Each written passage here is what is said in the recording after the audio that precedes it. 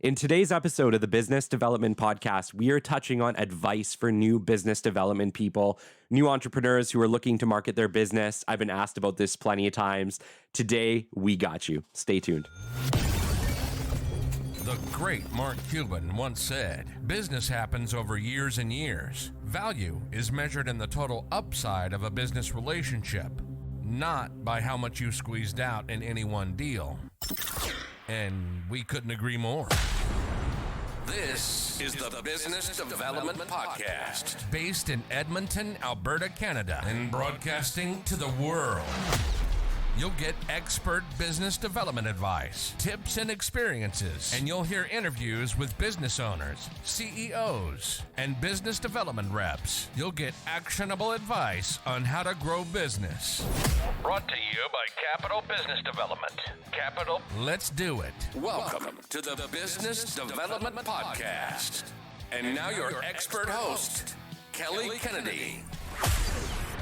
Hello, welcome to episode 23 of the Business Development Podcast. Let me just start out by saying my apologies if I sound a little bit off today. I am fighting an absolutely horrible cold, but I did not want to miss a day, so here I am. I will be doing some editing up front to try to clean this up, but yeah, if I sound a little different, it's because I'm dying inside, but I'll be okay. We're going to be okay here, so thank you so much for your patience, and my apologies for sounding a little bit off. Today's episode, I wanted to chat a little bit about advice for a new business development rep or an entrepreneur starting to market their business. But before we kick this off, I just wanted to give a big shout out, a big thank you to Ken G, my last Sunday's guest from the Edmonton Chamber of Commerce. He was a serial entrepreneur, provided an absolute ton of value, a ton of information on why you might want to join your local Chamber of Commerce. And Ken, it was a pleasure having you on the show. Thanks so much for bringing it on. It was truly an honor to have you. All right, let's kick off the topic. So definitely wanted to touch on advice for a new business development rep or a new entrepreneur. I've had this question a few times because I know we have a lot of entrepreneurs listening, or a lot of newer business development people, newer salespeople who are looking for a little bit of advice, or maybe they don't have a plan or a format or things that they work on. So today, this episode is for you. Let me start out by just saying it is okay if you do not know what to do. Okay, look, I remember starting my life as a BD rep and frankly kind of being thrown into the position like I think most of us are, and having to kind of do my best to figure it out on my own. And I want you to know that if this is you right now and you're either a new entrepreneur, you just started a business and you're not really sure what to do, or you're a new BD rep, you've just been appointed to the role, understand that there's no rule book. There's no handbook, right? There's no handbook for you. So it's okay if you're feeling a little bit overwhelmed, if you're feeling like, I don't quite know what to do. I just want you to know that it's okay. That's a good place to start, and most of us did start there. Let me just say, time is on your side, okay? The secret to being good at BD is time, right? You need to spend some time. You need to overcome your fears. You need to refine your craft, and that takes time. And if you are new, let me just tell you, time is on your side. You are going to be okay. You will do it in your own way, okay? Every BD person brings themselves, right? It's you building relationships. Sure, it might be you building relationships on behalf of whatever company you're working with or for your own business. However, remember, the key ingredient is you. And you will do it in your own way, and you will learn it your own way, and you will have your own way of doing things that is unique to you. And that's okay. That is encouraged, because the goal of business development is to create amazing relationships. You do that by being yourself. Imposter syndrome happens to each and every one of us, okay? I have felt imposter syndrome so many flippin' times in my life. I felt imposter syndrome when I first got into business development and operations. I felt imposter syndrome when I started my own company, and I feel imposter syndrome now as a podcaster, yet I'm in 23 episodes deep now, right? We all experience imposter syndrome, okay? So don't feel like, oh my gosh, like that you are unique and the only person feeling that. You are not unique in that way. You are very unique as an individual, but you are not unique in your experience of imposter syndrome. So I want you to understand that if you are feeling that, understand you are normal. You are normal. We all experience imposter syndrome in one way or another. The secret is just do it, right? The reality is that once you get your feet wet, you do the job a few times, you go to a few meetings, guess what? You stop feeling like such an imposter, and you just get better at it over and over again. To all my newer entrepreneurs, my newer business development people, there are 2 books that I would like you to read. One is called Like Switch.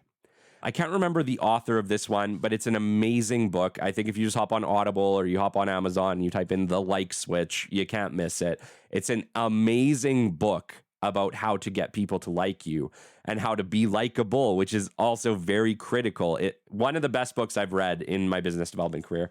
Another one that you have to read is How to Win Friends and Influence People. I believe that's by Dale Carnegie. It's an old book. It's like, I don't know, 1930s, 1940s, whatever. It doesn't matter. The information in that book is amazing, and it's as relevant today as it was then. And another book that I would highly recommend if you're just getting into the business development field, or you're just a new entrepreneur just getting started and trying to figure out how to market your own company, check those books out, okay?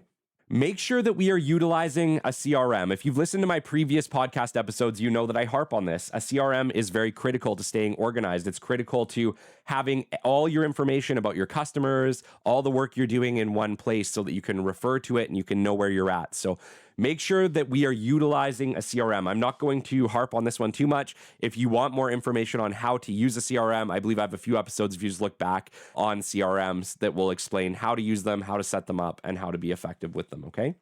Identify what person in an organization can buy and make sure that you're targeting them directly, okay? So you know what I mean? You probably have a target list. If you don't, that's something else you guys need to definitely look at. Create a target list based on industry and location. What location is best?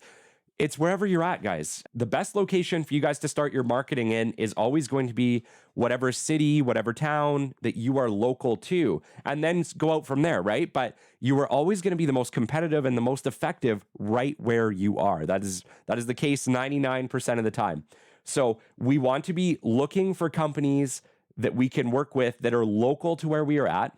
And then we need to identify the right people in those companies. We need to make sure that if we need to talk to the operations manager, because he's the right guy buying, that when we are sending our digital introductions, when we're sending our digital invites, that we are inviting operations managers from relevant industries so that we know that we can pitch to people who can actually buy our product, who are interested in meeting with us.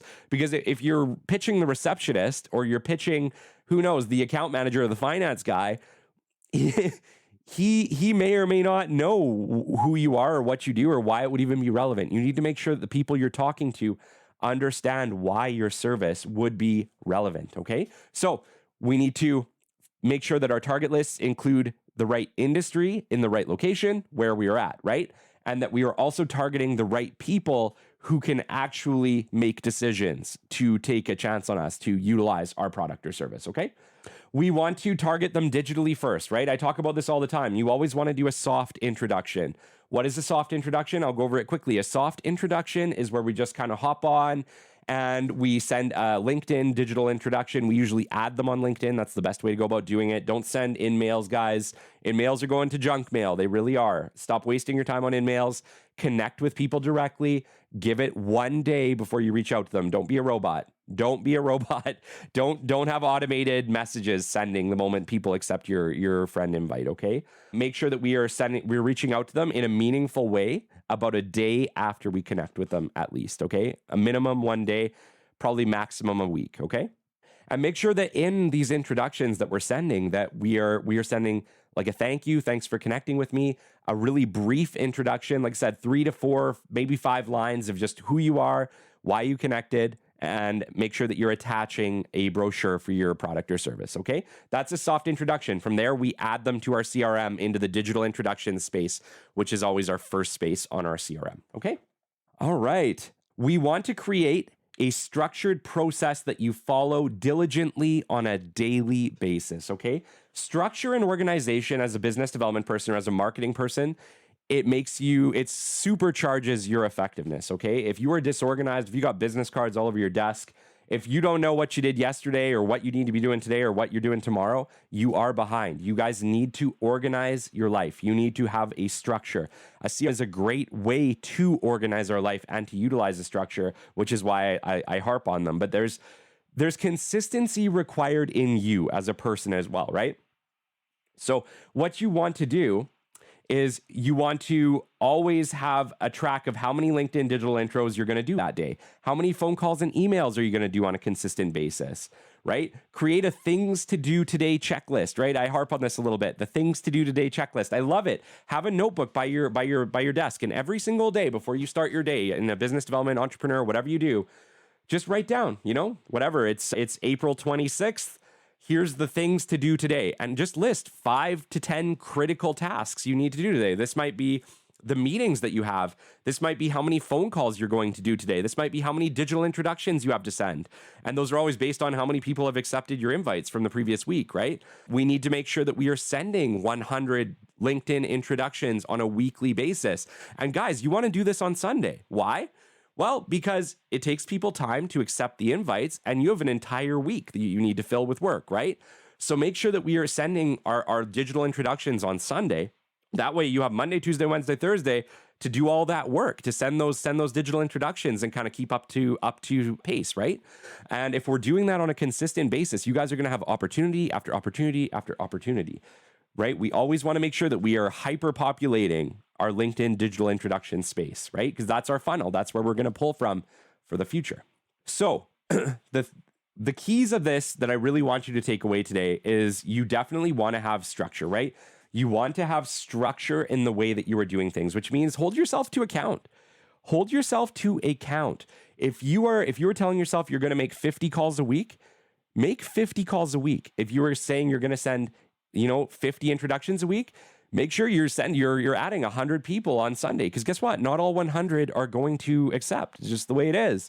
Maybe 60 accept. But if you hold yourself to account and you hold yourself, okay, I'm going to send 50 introductions a week, I'm going to make 50 phone calls a week, and that's what I'm going to do consistently, you are going to be effective. You are going to be effective, because you can't, if you have a structure, even if you have a bad week, they even out. Bad week, good week, bad week, good week. You might have a week where you make no connections. Nobody talks to you, whatever. But the next week you might talk to 6 people and line up 6 meetings. And over time, you will average success. You will average success by having a consistent structure and holding yourself to account week over week. Okay?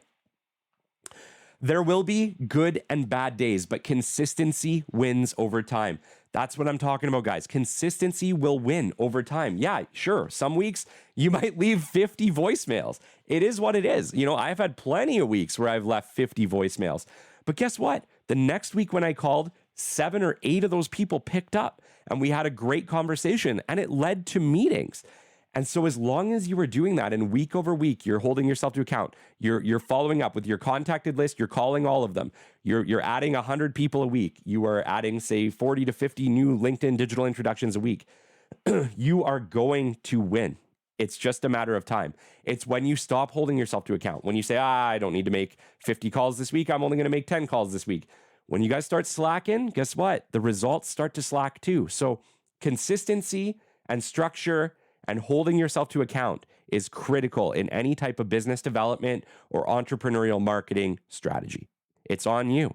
It's on you, and you can do it, but you have to hold yourself and you have to have some structure, okay? Do not rely on a passive strategy. It's too many hoops for your customer, okay? You need to reach out directly to be more effective. I call it active marketing, guys. You need to be following an active marketing strategy, probably 80% active with a 20% passive strategy. What do I mean by this? Your digital ad space, okay? Whether you guys are using Facebook marketing ads, whether you're using LinkedIn ads, you're using Google AdWords, that should be about 20% of your marketing efforts, okay? The other 80% should be on physically reaching out to these people, having face-to-face meetings, having coffee, having, even Teams meetings, sure, but they're not as effective, but they're still better than a passive strategy, okay? Focus on talking to people, on having a human-to-human connection 80% of the time, and you guys are going to be so much more effective, because we live in a time now where everybody is trying to rely on a passive strategy. Why? Because we're scared to talk to people, okay? I get it, we are. It's uncomfortable, it's challenging. It brings you anxiety maybe, right? But remember, as humans, we do need human-to-human interaction. It's part of our makeup. It's part of who we are. And it's very hard to generate the type of relationship you need to make in a business to business relationship if you are not striving to create human to human interaction, okay? That's what you guys need to be doing. You need to strive to create human to human interaction to stay effective and to stay ahead of your competition. Anxiety is normal. Do not feel bad if you get nervous, okay? I get nervous all the time. I still get nervous. I still have nerves before big meetings. I still have nerves before I talk to a group of people. I still have nerves sometimes before I do a podcast interview, okay? It's just part of it. It's part of the deal. It's part of being human. And don't feel like you're crazy if you have nerves. You are not crazy if you have nerves. You are not broken if you have nerves. You are not broken if you get anxiety. You are normal. You are the same as everyone else. And I want you to listen to a previous episode about anxiety that if you go back, you'll find it. I did a whole episode on anxiety, and I want you to know that it is completely normal if you are experiencing anxiety, okay? You must ask for what you want, and you must have the bravery to ask for the meeting, okay? The secret to getting meetings, guys, I know it's a big one. It's a big, big, scary secret. You have to ask for it, okay? If you do not ask, you will not receive. If you do not have the bravery to ask for a meeting, most people will not offer one, okay? So if you have a client that you're talking to and you're at that stage, you've made your introduction, you've had your emails, you've sent them your brochures, you've sent a formal email, and now you're follow-up calling, if you get them on the line, guys, you have to ask. Just ask. Just say, hey, I think that I have a product or service that will meet a need that you guys have. I would love to line up an introduction meeting with you. It's that easy, guys. It's really that easy. Just line up that introduction meeting and move forward. But the secret is to ask. If you ask for the meeting, I tell you, like 80% of the time, you're going to get it. So just have the bravery. Just have the bravery to say, hey, I would love to meet with you. And I think you guys are going to find some great success, okay? Make sure that you prepare for your meetings and make sure that you're consistently 20 to 30 minutes early for proper preparation. I talked about this, guys, in organization and structure, okay? When you guys are preparing for your meetings, you need to be early. If you ask for that meeting, you need to be early and you need to be making it as easy as possible for your customer to find you, especially if this is a lunch meeting or a coffee meeting. Make sure that you're letting them know, hey, I'm sitting in this corner. I'm wearing a blue shirt. You can't miss me. Like, make it as easy for your customer as possible. Make sure that you're texting them about 15 minutes before the meeting just to let them know where you're sitting and what you'll be wearing. And make sure that you do your research on the people you're meeting with, okay? Check their LinkedIns, Google them. Try to know as much as you can about them before you have the meeting because it just makes you more effective, because that way you are able to ask questions that are relevant to them, their experience, and you just look like a rock star. So make sure that you are doing some meeting prep before every single meeting and be 20 to 30 minutes early. Always end your meetings by asking what are the next steps, okay? There has to be next steps. The whole point of the meeting is to get somewhere, right? So even if it's an introductory meeting and you're just kind of introducing the company and you're finding synergies and you're learning about the client, at the end of the meeting, just say, hey, this was an absolutely great meeting. It was a pleasure meeting you. Thanks so much for taking time out of your day to come see me. What do you think are the next steps? Should we do a pre-qualification? Do you potentially have a bid opportunity coming up that we could bid on? What are the next steps? And let the customer tell you. And then make sure that you're entering that in your CRM and you are following up, because next steps are critical and they always lead somewhere. So the key is to always keep everything moving, right? We want to move to a successful order. We have to be asking next steps. Make that a part of your vocabulary. At the end of every meeting, what are the next steps? And you are going to find yourself to be so much more effective than you were before. Keep organized notes in your CRM. Write them so that anybody can understand, okay? Your CRM, it can't just be like crazy notes that only you get, because you might have to share that information, or you might have an employee sometime take over your pipe drive or your CRM, or you might go on vacation and someone's got to take coverage for you, okay? Make sure that every time you write a note in your CRM, if somebody who doesn't understand you, they can read that and understand what is going on with that customer, okay? So we need to keep our notes accurate and clean. And then we also need to make sure that anybody could understand them, because this is important for you too, by the way, just so you know, because some of these customers may ask you to call back in 6 months. Well, if they ask you to call back in 6 months, you think you're going to remember everything? Absolutely not. You're not going to remember. And so if you don't write it in a way that like is relevant and makes sense to someone coming at it 6 months down the line or someone coming at it blind, you guys are going to struggle. So make sure all notes are written in a way that you could understand, even if you were coming to it 6 months later, or even if you had no idea what the deal was about, okay? All right, weekly reporting. This is something else I talk to you about my entrepreneurs, okay? And my business development managers. Make sure that your teams are providing you weekly reports. If you are just in business development or you work alone, make sure that you are doing a weekly report for yourself or for your bosses, okay?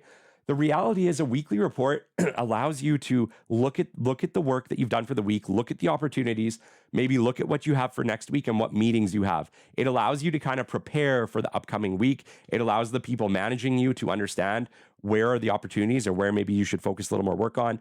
And it's just good practice. It's good practice. Make sure that you are providing a weekly report, which provides maybe how many LinkedIn digital introductions did you make this week? How many people did you invite? How many phone calls and emails did you make? What are the meetings that you had this week? What are the meetings that you have next week? Is there anything critical? Are there any opportunities today? Just be tracking this information, okay? That way, if you do that week by week by week, it's going to make you more effective, and you can always go back to it to try to figure out if you have something or if you missed something, okay? Dress for your room. I just got a couple quick notes here. Always dress for the room. So if you are meeting in downtown Calgary and you're going to Skyrises, yeah, wear a suit, guys. Wear a suit. You know, if you are meeting in a mechanic shop, yeah, you probably don't need to wear your fancy suit, okay? Dress for your room, dress for the opportunity, dress for your client, okay? You know what is appropriate for each situation, and just make sure that you have those things, that you have a suit if you are going to downtown Skyrises. Have a dress shirt and blue jeans if you're going to a mechanic shop. Have a golf polo and some nice shorts if you guys are having a golf meeting, okay? Always dress to the occasion and always make sure that you are thinking about that before you go. Stay optimistic. Okay, this is like the most important thing. It really is. A business development person or somebody marketing for a business, an entrepreneur marketing their business, you have to stay optimistic. You have to stay positive. Nobody wants to deal with somebody who's pessimistic, who's sad, who's depressed. And I'm not hating on you if you struggle with depression or if you struggle with these situations. I get it. I've been there. I struggle with anxiety, okay? On occasion. The reality is we all struggle with things, but if you want to make connections with people, especially in the way that you need to do it with business development or with marketing, you need to try to find optimism. You need to try to stay happy, stay positive, have a smile on your face, be somebody that somebody would want to talk to, okay? And I know that that's easier said than done some days, but sometimes we just got to do that. So try your best to stay optimistic, keep a positive outlook on life, and it will make you more successful. Last of all, but almost most important, take pride in what you do. Take pride in what you do. Business development, entrepreneurship, marketing is an amazing job. It's an amazing way to give back to the world. And I have always been incredibly proud to have been in business development. I love business development. It is my calling, and I am proud of all the work that I've done in this field. And you should be as well. So make sure that we are taking pride in our work. All right, guys. Well, thanks for bearing with me. I'm sorry. Oh my gosh, this cold is brutal. I apologize ahead of time. Thank you for sticking with me and hearing me out for this episode. And hopefully next week we'll be back and not dying so badly. Shout outs this week, Christina Jones, Fahim Khan, and Sean Dahmer. Thank you so much for the kind words you guys sent to me on LinkedIn. I always appreciate the love and appreciate the emails and the reviews and the thank yous. If you've enjoyed this show today, please give us a review on Apple Podcasts or Spotify. Give us a 5-star. We'd appreciate it. And if you could always follow us, that's also great. It helps us improve the algorithm. And I do read any reviews you guys leave. So please, I appreciate them. Thank you. And until next time, this has been episode 23 of the Business Development Podcast. We'll catch you on the flip side. This has been the Business Development Podcast with Kelly Kennedy. Kelly has 15 years in sales and business development experience within the Alberta oil and gas industry and founded his own business development firm in 2020. His passion and his specialization is in customer relationship generation and business development. The show is brought to you by Capital Business Development, your business development specialists. For more, we invite you to the website at www.capital.